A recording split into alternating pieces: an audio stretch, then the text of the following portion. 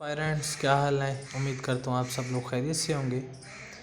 आज एक अहम टॉपिक के साथ हम हाजिर हैं। मुझे रिक्वेस्ट की गई थी कुछ दोस्तों की तरफ से जो तैयारी कर रहे हैं इम्तिहानात की कि एक बर्निंग इशू है क्लाइमेट चेंज, ग्लोबल वार्मिंग और पाकिस्तान पे भी जो इफ़ेक्ट आ रहे हैं और पूरी दुनिया पे इसके जो इफ़ेक्ट आ रहे हैं उस पे कुछ एक कम्प्रिहेंसिव सा लेक्चर बनाएं और वीडियो अपलोड करें, ताकि ये एक तो इम्तिहान के लिए बहुत ज़रूरी है, इंटरव्यू के लिए बहुत ज़रूरी है उसमें, क्योंकि रोज़ ही आप देख रहे हैं दुनिया में और पाकिस्तान में क्लाइमेट चेंज के इफ़ेक्ट्स आ रहे हैं, सैलाब आ रहे हैं, ज़लज़ले आ रहे हैं।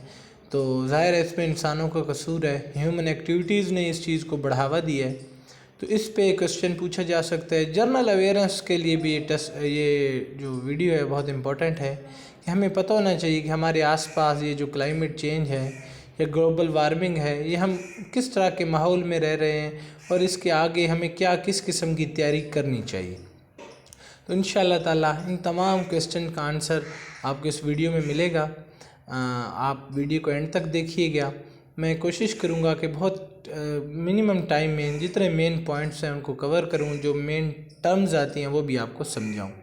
सबसे पहले तो आप सुनते हैं रोज़ न्यूज़ में क्लाइमेट चेंज, ग्लोबल वार्मिंग, ये वर्ड बहुत ज़्यादा न्यूज़ में है। तो सबसे पहले मैं आपको क्लाइमेट चेंज का बता देता हूँ कि क्लाइमेट चेंज है क्या। ये कोई भी ऐसी हमारे माहौल के अंदर चेंज है जो इंसान की एक्टिविटी से मुतासिर होती है। एक है नेचुरल प्रोसेस, कोई हज़ारों अरबों साल से ये कायनात बनी है, मुख्तलिफ इसमें प्रोसेसेस हो रहे हैं, उसको हम क्लाइमेट चेंज नहीं कहेंगे।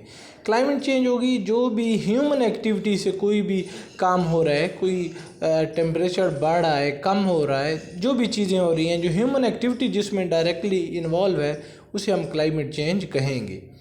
तो अब क्लाइमेट चेंज को मैं आपको बताने के लिए, कॉन्टेक्स्ट बताने के लिए कि जब से इंसान ने यहाँ पर आबादी शुरू की है तो एक फ़िक्स टेम्परेचर की रेंज है जिसमें ह्यूमन लाइफ पॉसिबल है। दूसरे जितने भी सियारे हैं, जो मरकरी है, वीनस है, प्लेटो है, नेपच्यून है, वहाँ पर वो भी इसी तरह सियारे हैं, ज़मीन से बड़े भी हैं, ज़मीन से उनका रकबा भी ज़्यादा है, कुछ ज़मीन से कम भी हैं। वहाँ पर लाइफ पॉसिबल नहीं है, या कम से कम अभी तक वहाँ लाइफ के कोई ट्रेसेस नहीं मिले। उसकी वजह क्या है? उसकी वजह ये है कि वहाँ पर टेम्परेचर या तो इतना कोल्ड है जो सूर्य से ज़्यादा दूर है, जैसे नेपच्यून है, तो वहाँ -100 डिग्रीज़ तक टेम्परेचर है जहाँ पर ह्यूमन लाइफ पॉसिबल नहीं है। या मरकरी वीनस है जो ज़मीन कितने नज़दीक है, सूरज कितने नज़दीक है कि वहाँ पर गर्मी बहुत ज़्यादा है। तो हमारी ज़मीन अल्लाह की तरफ से एक ऐसी नेमत है जो कि एक फ़िक्स डिस्टेंस पे है, जिसका एक ऐसा टेम्परेचर है जो ह्यूमन लाइफ के लिए, जिसमें ह्यूमन लाइफ सस्टेन कर सकती है। यहाँ पर जितनी भी एक्टिविटीज़ हैं ह्यूमन लाइफ की पॉसिबल हैं, फसलें उग सकती हैं, पानी उड़ने से बच सकता है, बुखारात बनने से। एक ऐसा टेम्परेचर है जो ह्यूमन को चाहिए ह्यूमन की बढ़ोतरी के लिए, और वो टेम्परेचर यहाँ पर मौजूद है। अब बात करते हैं इस टेम्परेचर में चेंज आना कब शुरू हुई। जब से ह्यूमन एक्टिविटीज़ यहाँ पर शुरू हुई हैं, इंसान यहाँ पर हज़ारों सालों से बल्कि लाखों सालों से रह रहा है, उसमें कोई इतनी ज़्यादा चेंज क्लाइमेट में नहीं आई थी। टेम्परेचर, आबादी कम थी, आपने टेम्परेचर को इफ़ेक्ट नहीं किया था। फिर क्या होता है? फिर 17वीं 18वीं सदी आती है, ख़ास तौर पे 18वीं सदी, सन 1700 के बाद से। तब इंसान ने तरक्की करना शुरू की, तेल ईजाद हुआ, तेल को दरियाफ्त किया गया, मशीनें बनाई गई, ट्रांसपोर्ट, इस तरह इंडस्ट्रीज़, ये चीज़ें इंसान ने, जब साइंटिफिक रेवोल्यूशन आया तो ये चीज़ें, इन चीज़ों की जो पैदावार है वो बढ़ गई, इनका इस्तेमाल बढ़ गया, ह्यूमन की तादाद बहुत ज़्यादा बढ़ गई। अब 7 अरब से ज़्यादा आबादी है। तो ये जो माहौल था, फिर यकदम इस पे आबादी की यलगार, इस पे मशीनों की यलगार, इन चीज़ों ने ज़मीन के टेम्परेचर को बढ़ाना शुरू कर दिया। अब टेम्परेचर बढ़ता कैसे है, मैं आपको उसका एक सादा सा फार्मूला बताता हूँ। आपने एक चीज़ सुनी होगी, ग्लोबल वार्मिंग या green house effect. Green house effect के बारे में आपने सुना होगा। ग्रीन हाउस इफ़ेक्ट से क्या मुराद है? आपने देखा होगा आपके शहरों में, या ज़्यादातर शहरों में और कुछ गाँव में भी, क्या होता है कि जब आप कोई पनीरी वगैरह उगाते हैं, पनीरी वगैरह उगाने के लिए आप क्या करते हैं, ایک شیٹ لگا دیتے ہیں، جو بھی پنیری ہوتی ہے اس کے اوپر ایک شیٹ لگا دیتے ہیں۔ اسی طرح جو بڑے بڑے فارم ہو، کنٹرول شیڈ ہیں، وہاں پر شیٹیں لگائی جاتی ہیں جن کے اندر بے موسمی جو سبزیاں وغیرہ ہیں وہ اگائی جاتی ہیں۔ وہ کیوں ہوتی ہے؟ اس سے یہ ہوتا ہے کہ جو سورج کی روشنی اس میں آتی ہے، وہ جو شیٹ لگی اس کو کراس کرتی ہے، اس سے واپس نہیں جا سکتی، اس سے نکل نہیں سکتی، تو وہ ادھر ہی ٹکراتی رہتی ہے۔ تو سردیوں میں بھی آپ گرمیوں والی چیزیں اگا سکتے ہیں۔ اسے کیا کہتے ہیں؟ گرین ہاؤس ایفیکٹ، مطلب کوئی چیز اندر آ رہی ہے وہ باہر نہیں جا رہی، اور وہ اسی ٹیمپریچر کو اس نے مینٹین کیا ہوا ہے۔ سبز قسم کی شیٹیں آپ نے اکثر دیکھی ہوں گی۔ اب کیا ہوتا ہے؟ ہماری زمین کے ارد گرد ہوا کا غلاف ہے، اور اس میں مختلف گیسز موجود ہیں، جس میں سے نائٹروجن ہے، آکسیجن ہے، کاربن ڈائی آکسائڈ ہے، آرگون ہے۔ ان میں سے گیس ہے کاربن ڈائی آکسائڈ۔ یہ گرین ہاؤس ایفیکٹ کا کام کرتی ہے۔ وہ کیسے؟ وہ اس طرح سے کہ یہ اس کے آس پاس، ہماری زمین کے آس پاس ایک غلاف بناتی ہے، اور اس کا کام کیا ہے کہ ہمارے زمین سورج سے جو روشنی آتی ہے، یہ اس روشنی کو ٹریپ کرتی ہے۔ اس روشنی کو یہ اپنے میں سے کچھ کو گزرنے دیتی ہے اور کچھ کو واپس کر دیتی ہے۔ جتنی زمین کو ضرورت ہے وہ اس میں سے گزر جاتی ہے، وہ زمین پہ آتی ہے، اور زمین پہ جتنی زمین کو ضرورت ہے یہاں کے ٹیمپریچر کو ایک مینٹین رکھنے کے لیے، اتنی زمین لے لیتی ہے، پھر یہاں سے واپس چلی جاتی ہے، اور باقی جو ایکسٹرا ہے اس کو یہ باہر کر دیتی ہے۔ اب کیا ہوتا ہے؟ اب یہ ہے کہ جب سے ہیومن ایکٹیویٹی بڑھی ہے، گاڑیاں بڑھی ہیں، ٹرینیں بڑھی ہیں، اس کے بعد فیکٹریاں چلنا شروع ہوئی ہیں، کوئلہ جلنا شروع ہے، بہت زیادہ تعداد میں CO2، کاربن ڈائی آکسائڈ، اور بھی گیسز ہیں، لیکن جو سب سے زیادہ گرین ہاؤس ایفیکٹ میں یا گلوبل وارمنگ میں پارٹنر ہے وہ کاربن ڈائی آکسائڈ ہے۔ یہ بہت زیادہ تعداد میں ریلیز ہو رہی ہے۔ اس کی وجہ سے کیا ہوتا ہے؟ اب زمین کے ارد گرد جو غلاف تھا، فار ایگزامپل 1 انچ کا، میں آپ کو مثال دے رہا ہوں، وہ اب کیونکہ کاربن ڈائی آکسائڈ زیادہ ہو گئی ہے تو وہ 1 انچ کا غلاف اب 5 انچ کا بن چکا ہے یا 3 انچ کا بن چکا ہے۔ اس کی وجہ سے کیا ہوتا ہے کہ جو روشنی زمین پہ آتی تھی اور زمین کو پراپر ہیٹ دے کے واپس چلی جاتی تھی، اب وہ واپس نہیں جا سکتی۔ اب اس کو جو وہاں پر لیئر موجود ہے وہ دوبارہ زمین پہ بھیج دیتی ہے۔ جب وہ دوبارہ زمین پہ آتی ہے تو زمین کا ٹیمپریچر جو نارمل ٹیمپریچر ہے اس سے بڑھ جاتا ہے۔ اب میں آپ کو ایک مثال دیتا ہوں کہ پچھلے ہزاروں سالوں میں جو زمین کا ٹیمپریچر ہے وہ صرف 1 ڈگری بڑھا ہے، جو نارمل جو روٹین تھی نیچر کی، اس سے 1 ڈگری۔ لیکن اب سائنٹسٹ یہ اسٹیمیٹ کر رہے ہیں کہ 2021 تک 21,000 تک، ابھی مطلب آج سے 80 سال بعد ٹیمپریچر 3.5 ڈگری سینٹی گریڈ تک بڑھ جائے گا، اور آپ اس کا اندازہ نہیں لگا سکتے کہ اس کا آفٹر شاک کیا ہوں گے۔ چھوٹی سی آپ کو مثال دوں کہ جو سی لیول ہے وہ 6 سے لے کر 37 انچ تک اس کا سی لیول بڑھ جائے گا۔ جب یہ ٹیمپریچر بڑھے گا اس سے گلیشیئرز پگھلیں گے، برف پگھلے گی، زیادہ بارشیں ہوں گی۔ ٹیمپریچر جب زیادہ ہوتا ہے بارشیں زیادہ ہوتی ہیں، تو اس سے جو سمندر کا لیول ہے وہ 6 انچ سے لے کر 37 انچ تک بڑھ جائے گا۔ تو 1 انچ بڑھنے کا مطلب یہ ہے کہ وہ پانی کسی بھی ساتھ کا جو جزیرہ ہے اس کو ڈبو سکتا ہے، اور 37 انچ بڑھنے کا مطلب یہ ہے کہ بہت سے آپ کے بڑے بڑے شہر، بہت سے ایسے جزیرے جہاں پر ہزاروں کی تعداد میں لوگ رہتے ہیں، جانور رہتے ہیں، پرندے رہتے ہیں، وہ سمندر برد ہو جائیں گے۔ تو یہ ہے گلوبل وارمنگ اور اس گلوبل وارمنگ کا ایفیکٹ۔ اب یہ کلائمیٹ چینج کو افیکٹ کیسے کر رہا ہے؟ یہ تو میں نے آپ کو جنرلائزیشن بتائی ہے۔ یہ افیکٹ ایسے کر رہا ہے، سب سے پہلے تو ڈراؤٹ آ رہے ہیں۔ اب آپ دیکھ رہے ہیں، پہلے سنتے تھے کہ بارش کا ایک موسم ہے، مونسون میں بارشیں ہوں گی، فلاں موسم میں بارشیں ہوتی ہیں، فلاں موسم خشک ہوتا ہے، لیکن ابھی کوئی پیٹرن نہیں رہا۔ اب کبھی بھی بارش آتی ہے، بے موسم ٹائم پہ بارش آ جاتی ہے، فصلوں کے ٹائم پہ، اور مطلب جو بارش کا پیٹرن ہے وہ چینج ہو چکا ہے۔ اس کی وجہ کیا ہے کہ ٹیمپریچر بڑھ گیا، ٹیمپریچر بڑھ جاتا ہے تو اس کی وجہ سے جو کلائمیٹ کا جو واٹر ہے، وہ ایفیکٹ ہوتا ہے۔ واٹر کا جو سائیکل ہے، جو ہوائیں چلتی ہیں مونسون، اس طرح یہ ان جو ہواؤں کا جو ایک سائیکل ہے وہ ڈسٹرب ہوتا ہے۔ اس کی وجہ سے جو ابھی بخارات ہیں وہ ڈسٹرب ہوتے ہیں، اس کی وجہ سے بارشیں جس موسم میں انہوں نے آنا ہوتا ہے اس موسم میں نہیں آتی، اور جن موسم میں بارشیں متوقع ہوتی ہیں ان موسم میں نہیں آتی اور دوسرے موسم میں آ جاتی ہیں۔ تو ایک تو اس کا یہ ہے۔ اس کی وجہ سے کیا ہوتا ہے، ایسے ایریاز جہاں پر فصلیں ہوتی ہیں اور ایک خاص ٹائم پہ، ایک خاص بارش کے موسم پہ وہ فصل تیار ہوتی ہے، وہاں پر جب بارش نہیں ہوتی تو وہاں پر قحط آنا شروع ہو۔ اس کے علاوہ اس کے علاوہ یہ ہوا ہے کہ کچھ علاقوں میں بارشیں زیادہ ہونے کی وجہ سے سیلاب آ گئے. اب ہر ملک کی حالت دیکھ لیں. پاکستان میں بعد میں بات کروں گا. اگر آپ انٹرنیشنل نیوز دیکھتے ہیں تو روز کسی نہ کسی کنٹری میں، خاص طور پہ جہاں پر دریا زیادہ ہیں، جہاں پر سمندر ساتھ ہے، وہاں پر یا تو طغیانی آ چکی ہوتی ہے یا وہاں پر کسی قسم کا سیلاب آیا ہوا ہے. تو یہ ایفیکٹ ہے اس چیز کا.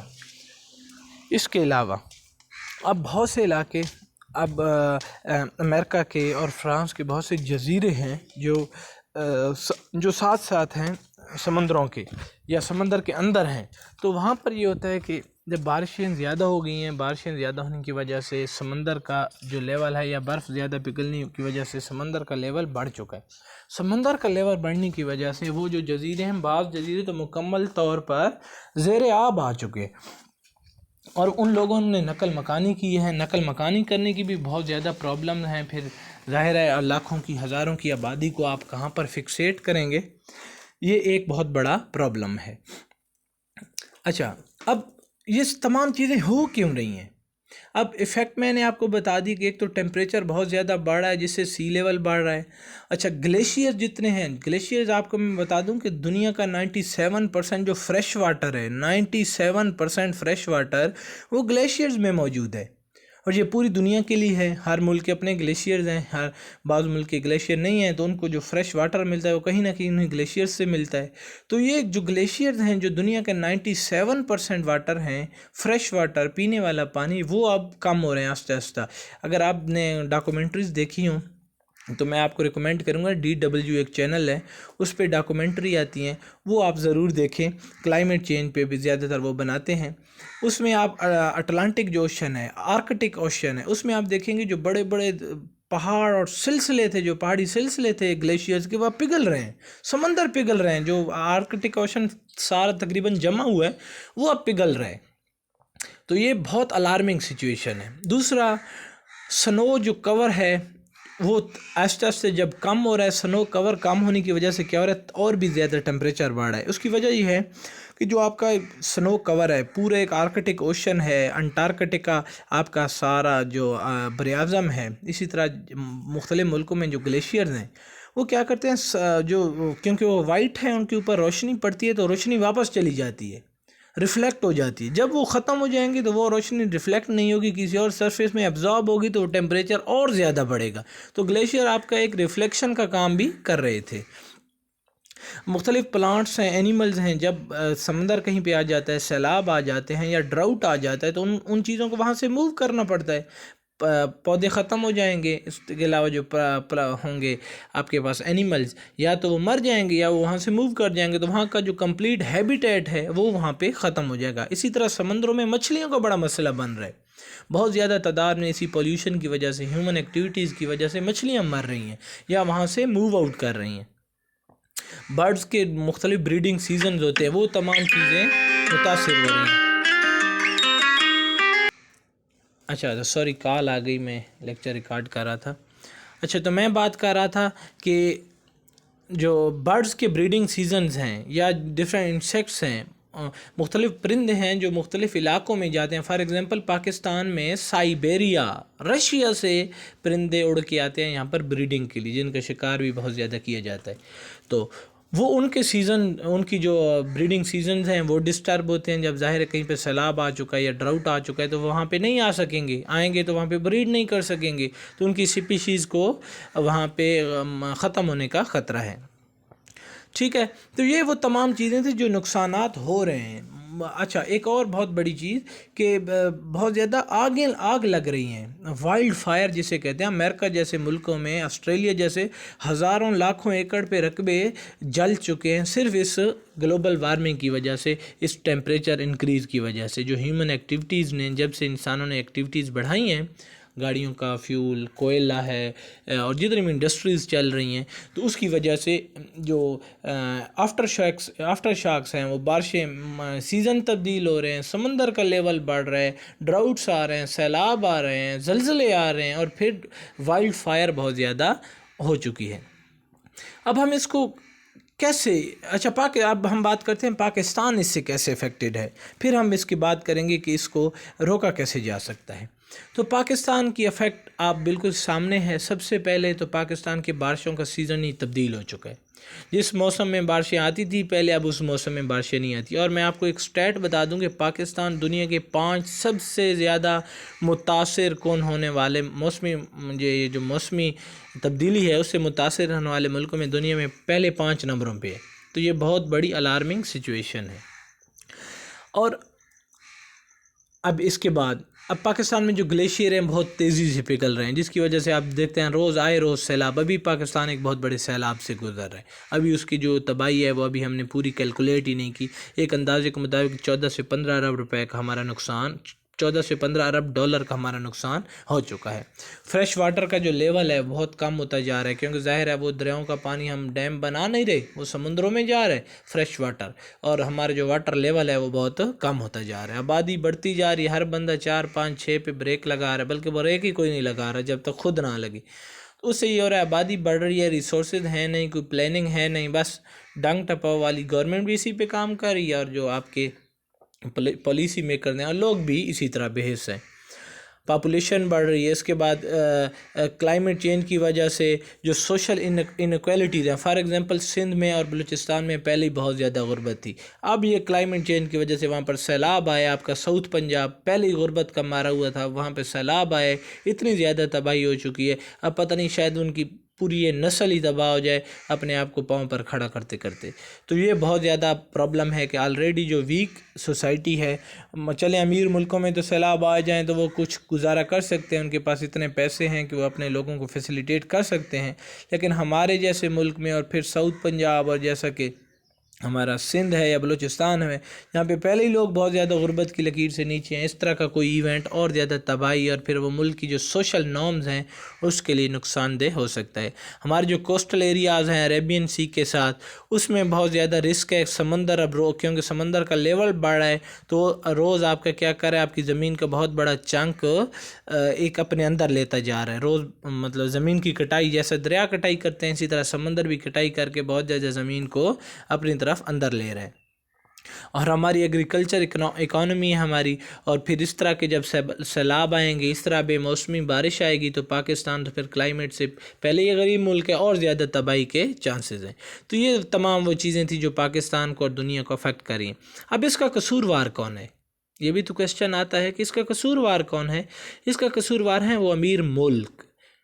اب میں 3 ملکوں کا نام لوں گا جو دنیا میں سب سے زیادہ یہ جو دھواں ہے ہوا میں چھوڑ رہے ہیں: امریکہ، چائنا، انڈیا۔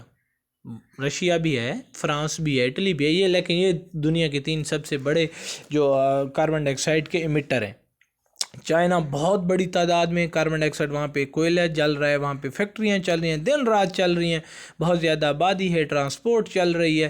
یہ تمام وہ چیزیں ہیں جہاں سے کاربن ڈائی آکسائڈ نکل رہی ہے، کلورو فلور کاربنز نکل رہے ہیں، اوزون کو جا کے خراب کر رہے ہیں۔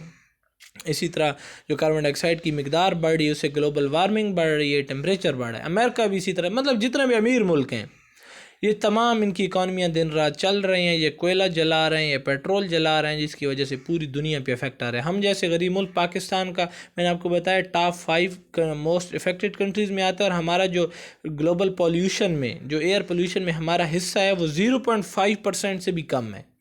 تو ہمارا قصور یہ ہے اور یہ ہم بھگت رہے ہیں۔ اب اس کا حل کیا ہے؟ اب اس کے حل کی طرف آتے ہیں۔ سب سے بڑا حل اس کا یہ ہے کہ اس پہ ایمرجنسی کام شروع ہو چکا ہے، یونائٹڈ نیشن کا پورا ایک ادارہ بن چکا ہے کلائمیٹ چینج پہ، اور بہت زیادہ کانفرنسز وغیرہ ہوتی ہیں۔ ابھی 26ویں نمبر کی کانفرنس ابھی ہوئی ہے گلاسکو میں، COP کانفرنس آف پارٹیز 26 ابھی ہوئی ہے گلاسکو میں، لیکن اس میں بھی یہ امیر ملک وعدے کرتے ہیں کہ ہاں جی ہم یہ کر دیں گے، ہم 2050 تک بالکل کاربن ڈائی آکسائڈ کو ختم کر دیں گے، ہم الیکٹرک کارز لے آئیں گے، ہم کوئلہ ختم کر دیں گے، ہم پیٹرول ختم کر دیں گے، لیکن ایسا کر کوئی نہیں رہا۔ ہر ملک یہ کہہ رہا ہے کہ فلاں ملک یہ نہیں کر رہا تو میں بھی نہیں کر رہا۔ اس میں جو بڑے ملک ہیں ان کو ذمہ داری لینی ہوگی، ان کو زیادہ سے زیادہ سولر کی طرف، زیادہ سے زیادہ الیکٹرک کارز کی طرف، کیونکہ ٹرانسپورٹ جو ہے دنیا میں وہ ایک بہت بڑا ایمیٹر ہے کاربن ڈائی آکسائڈ کا۔ تو جب الیکٹرک کارز آ جائیں گی، چارجنگ والی کارز آ جائیں گی، یا آپ کے پاس جو سولر चार्ज कार्स आ जाएंगी, जितनी भी ट्रांसपोर्ट है, तो उससे ये होगा कि बहुत बड़ा फ्यूल का जो हिस्सा है वो कंबस्ट होने से बच जाएगा। इसी तरह हमें प्लानिंग करनी होगी इस तरह से कि जब ये उनमें चिमनियाँ लगाई जाती हैं, आजकल जो मॉडर्न फैक्ट्रीज़ हैं उनमें चिमनियाँ लगाई जाती हैं जो धुएँ को उधरी से प्योर करके और फिर जो उसमें से जो कार्बन डाइऑक्साइड फ्री है वो निकाल लेते हैं। अच्छा, हम बात कर रहे थे क्लाइमेट चेंज पे कि क्लाइमेट चेंज को हम रोक कैसे सकते हैं। तो सबसे पहले कि हाई क्वालिटी इन्फॉर्मेशन होनी चाहिए क्लाइमेट चेंज की। हाँ, अब अभी लोगों को पता ही नहीं है कि क्लाइमेट चेंज कितनी डिज़ास्टरस है। ये समझें कि आप एक जगह पे बैठे हैं और पूरा पहाड़ आपके ऊपर टूट रहा है, लेकिन आपको अभी तक पता ही नहीं है जब तक आपके बिल्कुल ऊपर नहीं आ जाएगा। तो ये हो रहा है, ये दुनिया में हो रहा है, तबाही मच चुकी है, इसको रोकने की ज़रूरत है। सबसे पहले तो लोगों को इस चीज़ की इन्फॉर्मेशन होनी चाहिए कि क्या दुनिया में हो रहा है या इसके आफ्टर शॉक्स क्या होंगे, क्योंकि लोगों को पता ही नहीं है। ये बड़ी बड़ी इंडस्ट्रियाँ और ये लोग पता ही नहीं चलने दे रहे कि हम कितना नुकसान कर रहे हैं क्लाइमेट चेंज का। अच्छा, फिर टेक्नोलॉजिकल रिस्पॉन्सेस को बढ़ाने की ज़रूरत है, मतलब अर्ली वार्निंग सिस्टम्स हों, सैलाब का भी, ज़लज़ले का भी। अभी इस पे काम हो रहा है बहुत ज़्यादा, ज़लज़ले को भी पहले से डिटेक्ट करने के लिए। और इसी तरह जो सी लेवल राइज़ हो रहे हैं तो उसका एक पूरा डिटेक्शन का सिस्टम मौजूद हो, बारिशों का एक पूरा सिस्टम मौजूद हो ताकि लोग पहले से उस चीज़ को डिटेक्ट कर लें।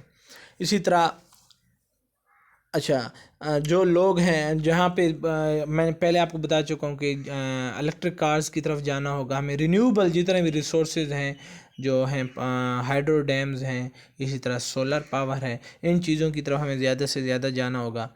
एक काम बड़े मुल्कों ने करना होगा, जो अमीर मुल्क हैं, कि जो गरीब मुल्क हैं जैसा कि पाकिस्तान है और अफ्रीकी ममालिक हैं जो बहुत ज़्यादा अफेक्ट हो रहे हैं, जो समंदर के साथ हैं या सैलाबों की वजह से बहुत ज़्यादा अफेक्ट हो रहे हैं, तो उनको रिलीफ भी देना होगा, उनको पैसे भी देने होंगे। ये इस पे यूनाइटेड नेशन काम भी कर रहा है, हमें फ़ंड मिलते भी रहते हैं, लेकिन वो फ़ंड इतने ज़्यादा नहीं है कि हम इन तमाम चीज़ों पे काम कर सकें।